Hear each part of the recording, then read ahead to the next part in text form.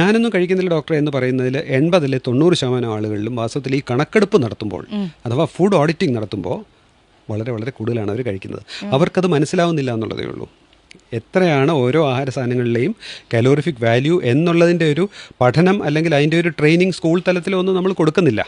വാസ്തവത്തിൽ ചെയ്യേണ്ടത് സ്കൂൾ തലത്തിൽ ഇതിനുള്ള ട്രെയിനിങ് കൊടുത്താൽ, നമ്മൾ ഒരു സൂപ്പർ മാർക്കറ്റിൽ പോയി അല്ലെങ്കിൽ ഒരു സാധനം വാങ്ങുമ്പോൾ എല്ലാത്തിലും പാക്കേജ് ഇൻസേർട്സ് കൊടുത്തിട്ടുണ്ടല്ലോ.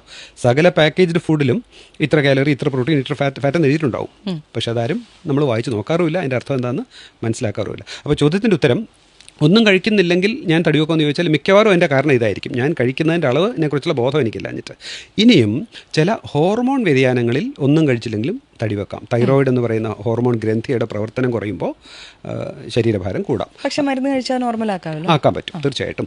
പിന്നെ രണ്ടാമത് ഈ അഡ്രീനൽ ഗ്രന്ഥികൾ എന്ന് പറഞ്ഞ ഹോർമോൺ ഉൽപ്പാദിപ്പിക്കുന്ന ഒരു അവയവമുണ്ട്. അതിൻ്റെ അമിത പ്രവർത്തനം കാരണവും ശരീരഭാരം കൂടാം. പക്ഷേ ഇതൊക്കെ താരതമ്യേന വളരെ വളരെ വളരെ വിരളമായിട്ടുള്ള സാഹചര്യങ്ങളാണ്. ഹോർമോൺ വ്യതിയാനം കൊണ്ട് തടിക്കുക എന്ന് പറയുന്നത് വളരെ റെയറാണ്. പ്രധാനമായിട്ടും ഈ ഞാനൊന്നും കഴിക്കുന്നില്ല പക്ഷേ തടി വെക്കുന്നു എന്ന് പറഞ്ഞാൽ ഞാൻ കഴിക്കുന്നതിൻ്റെ ആ ഒരു കലോറിഫിക് വാല്യൂ എനിക്കറിഞ്ഞുകൂടാ എന്നുള്ളതാണ് അതിൻ്റെ സത്യം.